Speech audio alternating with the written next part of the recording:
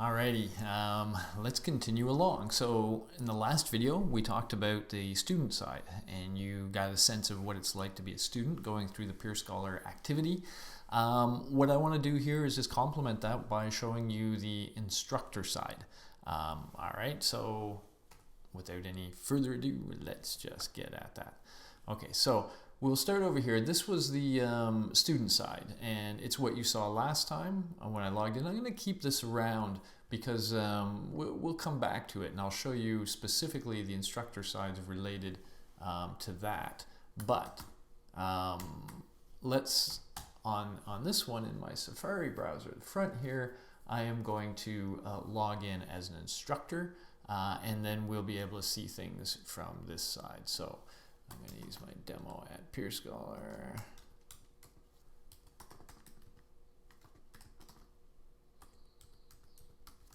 All right, so as you log in as an instructor, this is once again the standalone version. So just to be clear once more, if you were in the integrated version, of course, you would already be in your course shell and you would launch peerScholar from your course shell.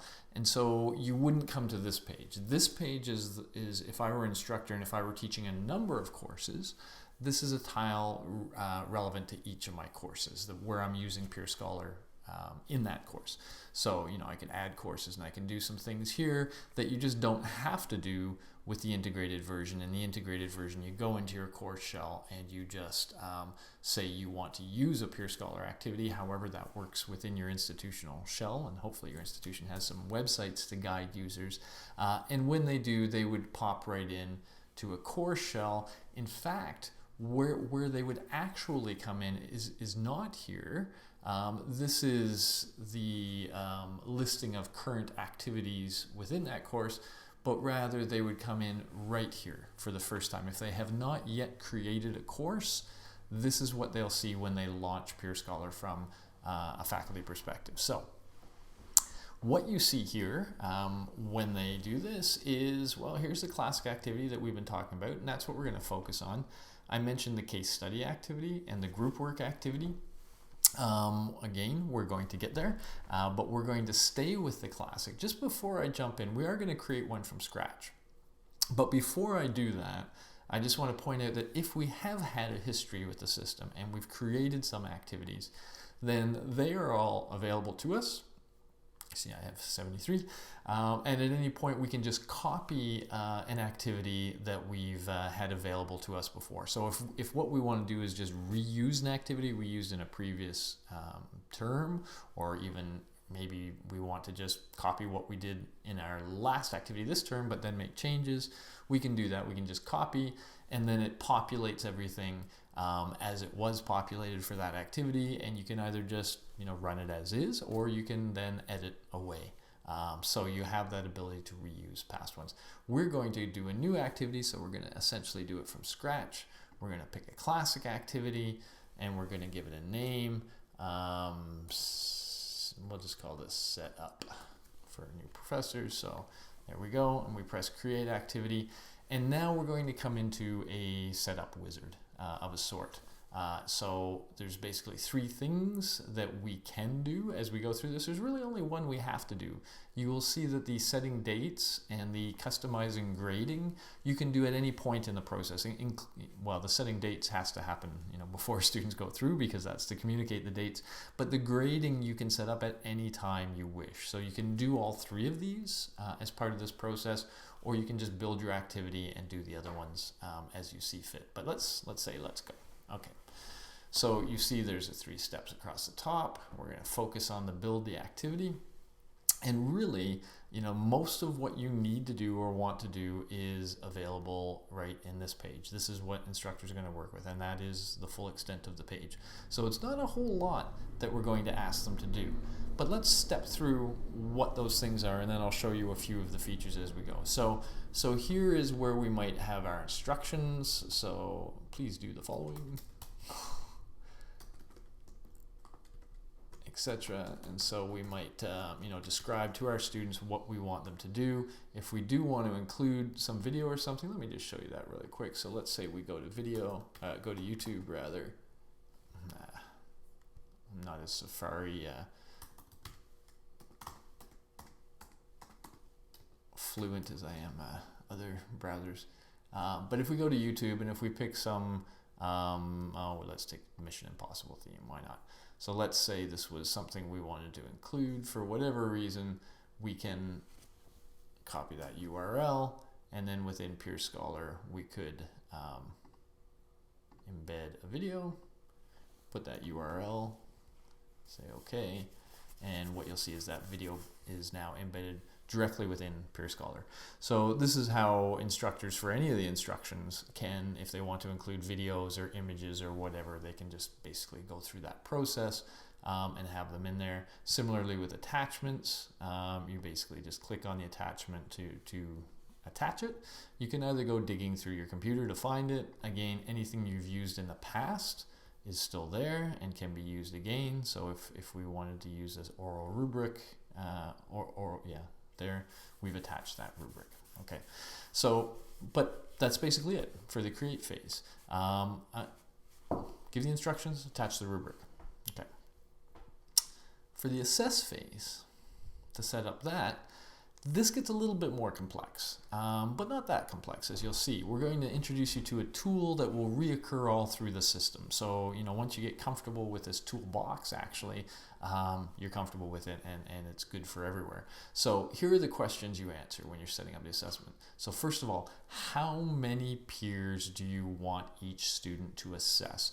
This is actually controls two things, okay? It controls both how many peers a student is asked to assess and, assuming all the students assess, how many bits of feedback they will ultimately receive. So it's both. So this says I will assess 5 students and I should receive 5 bits of feedback after. Okay, so controls those things. Now remember, this number must be less than your total number of students, but it can be just one less. So if you have 4 students in your class, you could have them assess the other 3, and that would work fine. But you have to just keep that in mind. Now, one other thing I'll mention here when you're talking to professors about this, you can almost think of peerScholar activities as 2 activities. One is whatever the professor asked of students to do up here. So the task that the professor gave them. But also every peerScholar activity has the task of giving students constructive feedback, giving peers constructive feedback, and then ultimately responding to the feedback I receive. That's part of everyone. This number of peers is how much repetition I get with the skills while I'm doing that. All right, so I like this number to be as high as reasonable. Let me get back to reasonable.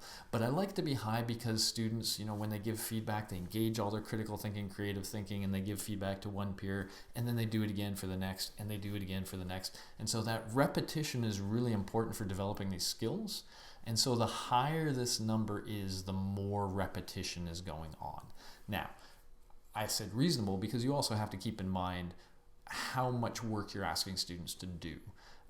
If they're reading and commenting on relatively short pieces, then asking them to do a lot of them isn't too bad. But if they're actually being asked to review something that's much longer or more onerous, is going to take more time, let's say, an honors thesis, a 20-page thesis, they're supposed to, well, you're not going to ask them to read 5 theses, right? You might only ask them to read 1 or 2. And so in a case where it's a longer piece of work, this might be a smaller number. But I like it to be a larger number when it can be. Okay, so fine. Let's say let's pick 4. We'll pick 4 for our example. So we're going to ask them to assess 4 of their peers. So that means they're going to see the peer work one by one, and they're going to be able to annotate it as I showed. But we also had that little form on the right. Remember the assessment form where the instructor can kind of guide the analysis that a student is doing as they're looking at peer work. This is where you build that form, okay? And so now let me introduce you to this tool that you'll see many times, or this toolbox I should call it, because it's a set of 8 tools.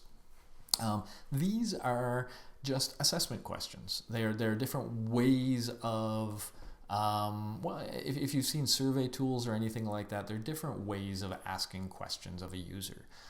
So like a multiple choice, for example, if we go in there, you give some which of the following. So you can provide a prompt up here that asks students to do something, and then you can have your actual options here, and you can add options if you want. You can delete an option if you decide to, etc. And this is what students will ultimately see down here. Which of the following, and they have to pick one of these. Now with a multiple choice, they can only pick one.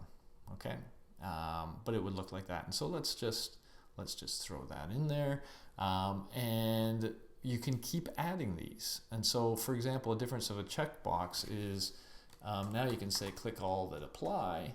Now, obviously, people aren't really going to just say click all that apply. They're going to say, considering this work and the 5 attributes of good work, which of the following attributes were present in this person's composition, let's say. But the real difference with the checkbox is that they can pick multiple, right? They can say A, B, and D were there. So they can say something like that. So we could have a checkbox in there. You're certainly almost always going to want to comment, which is the constructive feedback, right? Where you ask the student to provide some sort of constructive feedback to their peers, etc. And so you can build up this assessment form. And so I'm going to use this as an opportunity to also introduce you to this eyeball on the right here. As instructors are building their activity, they can use this eyeball, this preview, to kind of see what they've done. So for example, that little instructions with the Mission Impossible, I can see that with the rubric that I've attached. So students are going to see that. This is currently what their create phase is going to look like. I was just mucking around with the assess phase there, and we were creating these which of the following, click all that apply, there's the constructive feedback, and so you can use this to get a real sense of what the students will see when they log in. Now obviously there will be work here for each of the peers, which is not there currently because nobody submitted anything, but otherwise you can get a good sense. We'll come back to this at the very end. But this can be helpful as people are creating their assessment form to give them a good visual of what's going on. Now, you create that form. This is going to govern the questions students answer as they're assessing each peer. Okay, so this is where you can really structure their analysis. Now, at the end of that, after they've assessed their 4 peers, now they can be asked to do a self-assessment. So notice this is an option. So if I turn this off, then they will not be asked to do a self-assessment. They will only ever be asked to assess their peers, which is fine. But if you want that metacognitive hit, if you really want to push them to see their own strengths and weaknesses, then why not ask them to assess their own work as well? And then once you do that, you have the choice of either just keeping this box checked, in which case they're going to be asked the same questions of themselves that they were asked when they were looking at their peers' work, or if you prefer to change, to customize the self-assessment, you can click that to say, no, I'm not going to use the peer assessments. You start with the peer assessments, but you can then say, no, I don't want this one here.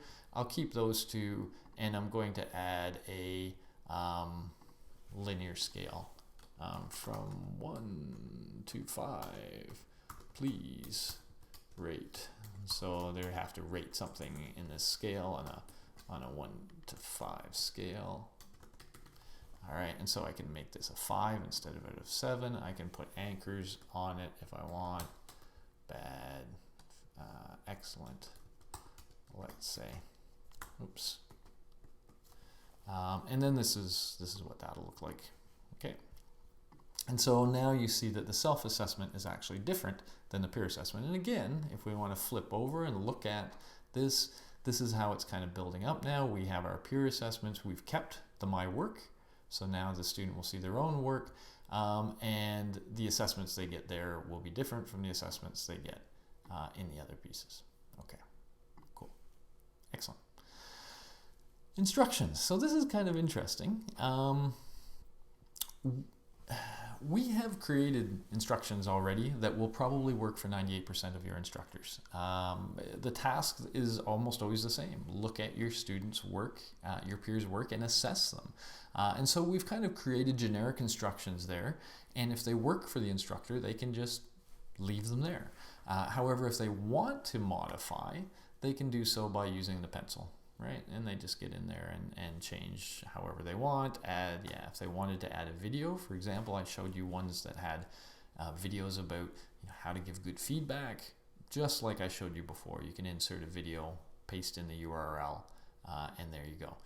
So they can go ahead and change those instructions if they want. That's completely up to them. That's it for the assess phase. Okay, setting up the peer assessment, deciding if you want self-assessment, and then setting that up if you want it custom. And that's it.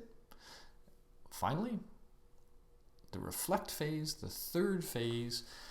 So here you have some choices. Let me show you the minimalist. The minimalist would be to turn these two things off. And so in this case, students will simply see the feedback from their peers, and that would be it.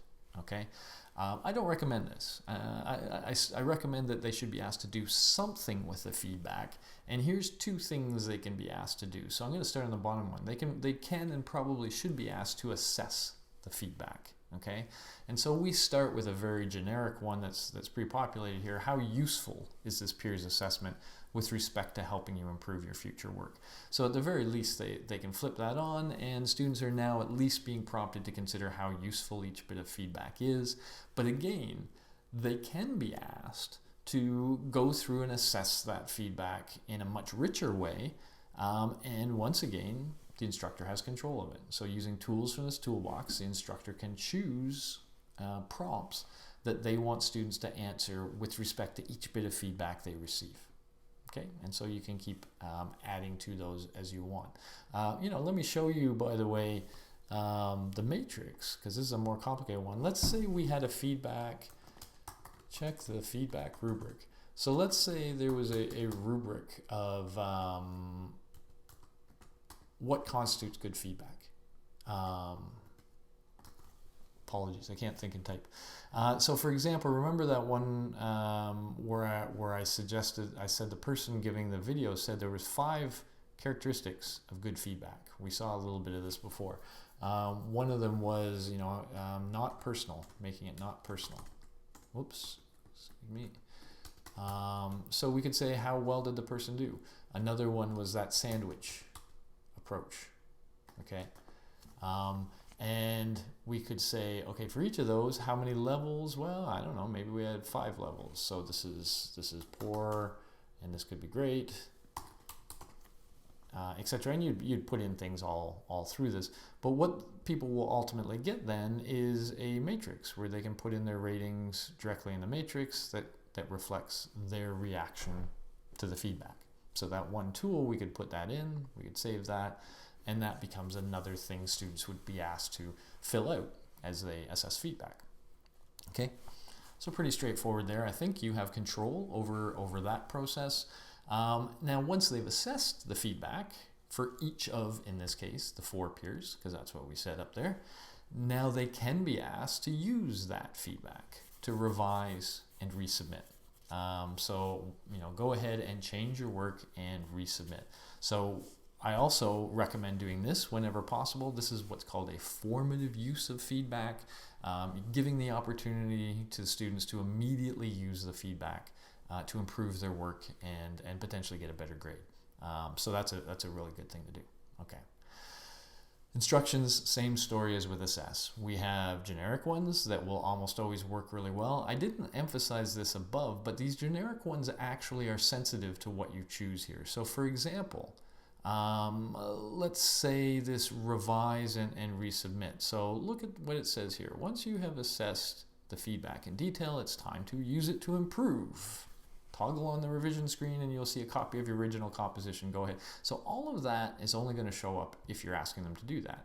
If you're not asking them to do that, you'll see that part of the instructions disappeared. Okay. So once again, these instructions can be pretty much used as is, and they will ensure that students get a good, clear description of what they're asked to do that fits the activity well. And instructors need not edit them at all, but should they desire to, click the pencil, off you go. Okay, good. All right, this is the standard thing that faculty have to do. Those 3 things: add instructions, create your peer assessments, decide what you want to do with self-assessment, and then look at the reflect phase and decide if you want them to assess the feedback and how, and whether you want them to revise. And that's essentially all you have to do. And the activity has been specified. I've shown you the eyeball where you can look. Now, what I didn't show you is that, on the reflect phase as well, it's showing you what you're building there in the same way. So you can see that. And so you can get at all three of the phases from this pretty well. All right, now, two other things I want to show you about this before we leave and go further. And one is this plus sign, additional assessments.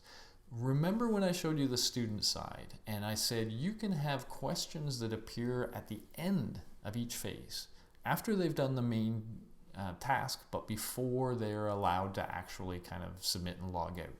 These are the so-called additional assessments, and you control those here. It's once again the same toolbox, but you can grab any one of these and create what you want. But the interesting distinction here is, I don't know, let's say we're asking them to grade their own work. What grade would you give yourself? And so we can create a little question of any type we want. Let's say we ask them to give themselves a grade out of 20, whole numbers only, sure. Okay, and so now you've created this question, but look what now happens. It says, okay, you've created this question. Which phase do you want to connect this to? And you can in fact connect it to multiple. So we could say after they've submitted, we want to ask them what grade they would give themselves. But also after they've revised, we also want to ask them that same question. So that's step 3. Okay, so for any of these additional assessments, you can create any question you want and then attach it to any phase you want, including multiple phases. And then that becomes something that's just associated with that phase.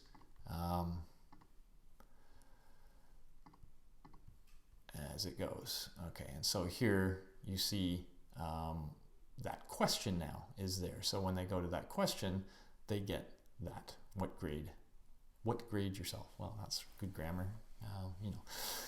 So that's the idea. So now this reflect phase has these 2 steps, and you can see those 2 steps. Okay, excellent. Very powerful for research. All sorts of things you can do with these additional assessments. Also, if somebody says, well, I wish after this happened that students were asked to do this or whatever, go ahead, man, make it what you want it to be. I'll also mention quickly while we're on this that there are some additional advanced settings connected to each of the phases. So things like, do you want a word limit? And if you do want a word limit, how many words you want this to be? So maybe 400 words. Do you want them to be able to include attachments? You could say, nope, I don't want any attachments. I just want it to be the text box, and that's it. Do you want them, once they submit, to be able to come back in and edit? You can decide.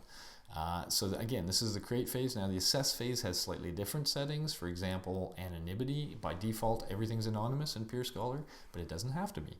You can flip this, and then students will see the identity of the person that they're assessing here. And if you do it in this phase, they will see the identity of the person who gave them feedback. Okay, so you can control things like that. Again, the editing. Also, do you want to insist that they do a previous phase before they go to the next phase? So you see we're getting into sort of more minutia, but it's a way that the power user can control the context a little bit more. So if we kind of step back a little bit, our philosophy here with faculty is let's try to make it as easy as possible for them to create an effective activity. And they do that just by doing these 3 parts that I highlighted here. But for the power users who want to make it dance in a slightly more sophisticated way, then through the settings and through the additional assessments, you have a lot of power to really customize the activity to be what you wish. Okay, we've created an activity. Cool. The next thing we often do is set up the dates. When do we want this activity, the phases of the activity to happen? And there's sort of two modes you can have. You can schedule them, so you have specific things opening and closing at specific times, and let's just take a look at that. So for the create phase, you can just say I want it to open the 29th, close the 31st, and so this will do just generic days, start of day, end of day. You can also get in there and play with the time if you want to actually, get much more specific on the times. You can also allow them to submit late if you want.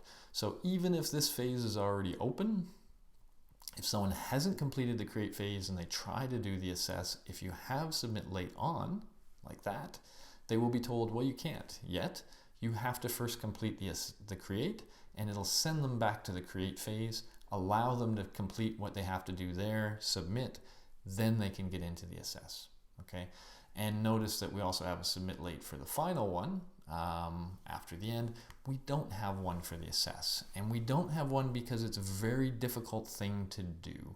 To have people assessing at the same time as other people are receiving their feedback, what you really need to happen is for the class, and as much of the class as possible, to complete their assessments on time. And so sometimes I will be very strong about that. I will say you must complete it on time, or you risk getting 0 on the entire activity. For every student who does not complete their assessment, whatever that student value was, like we had 4 peers here, 4 peers would receive 1 less piece of feedback. And so we don't want that, and that's why we'd really like people to complete their assessment. Just to let you know, there's also a manual mode for scheduling. So in the manual mode, from the control panel that I'll show you in a moment, you can just open and close the phases by yourself without any date or time. Just you decide, okay, I want control create close now, I want assess open, and you can do that. Okay, cool. That is the core of the setup. The last thing I want to do, I'm skipping grading because grading deserves a video of its own. Okay, so I'm going to come back to grading, but I'm just going to leave that for now. So I'm going to save and close here and now. And so this is the control panel. You'll see that in a moment. I'm going to jump to one of the activities, one of these guys. Okay, so remember these activities that we saw from the student side? I just want to show you now what that looks like from the instructor side. So that activity that we went through, here is the instructions with the rubric that was attached, with the videos that are embedded. In that one we had 5 peers, and here's how we set up their peer assessment and their self-assessment. And remember we did things like had videos embedded in the instructions. So we had actually edited the instructions and embedded videos in it. So that was that one. Remember we had all those additional assessments at the end. We had a couple after the create phase. We had one after the assess phase. This was the consent. And we had that justification of revisions. So that's there. So again, just to show you that I don't think there was anything fancy in the features. Oh, they did have a word limit set there. And anonymity was off in this case, which I didn't notice. Okay, etc. So that's what it looks like from the instructor side. It's actually very simple and easy to set up. Okay, and I think that's really the punchline of that for when you're interacting with instructors, to say, I'll help you for your first 1 or 2, but you'll very quickly find that it's extremely easy to set up. In fact, if you load in that previous activity as I showed you and then just modify, it's easier still. Okay, just before we leave you on this video, I just wanted to mention the following. You can at any time. I mean, if you have the integrated version, you can play with your integrated version. You can also go to app.peerscholar.com and register an account, and you can play with the instructor side. You can set up an activity and try things out. I just want to mention if any of you guys, the natural desire is, okay, I set up an activity, let's test it. Testing is a little tricky in peerScholar, and I just wanted to make you aware of that. So the assumption with peerScholar is that you have this cohort of students going through. And so let's say we have 10 students going through. That number has to be bigger than the number of peers you're asking each student to assess. and as long as that's true, everything will work fine. But when you're testing it, this causes a little bit of annoyance because you've set it all up, and let's say you've set the peers to 4, just like we did, and so now you want to try it out. Well, you're going to need 5 people to submit something and create, and then 5 people to assess, and then 5 people to do the reflect phase. So either you have to find P+1 friends and ask them to serve as students in your test, or you yourself will have to simulate that. So you will have to log in as student 1, then as student 2, then student 3, student 4, etc. So a little bit onerous, but if you keep in mind that's what the system is assuming, that it's a cohort moving through, not an individual, then that makes sense. Okay, so cool. You should have everything you need to know now to start playing with peerScholar, to start creating activities, and maybe to start running through them. One of the things we could do during one of our online sessions that's going to be coming up at the end is maybe go through an activity together. I can show you the manual mode, and we could actually be students and go through it, and I'll give you a sense ahead of time before we get there of how we will do that. Okay, cool. Excellent. The next chapter or the next module in the videos is going to be all about taking what you know now and me giving you some tips about how you can really up the pedagogical game in very simple ways. So I look forward to talking to you about that. Till then, have a great day.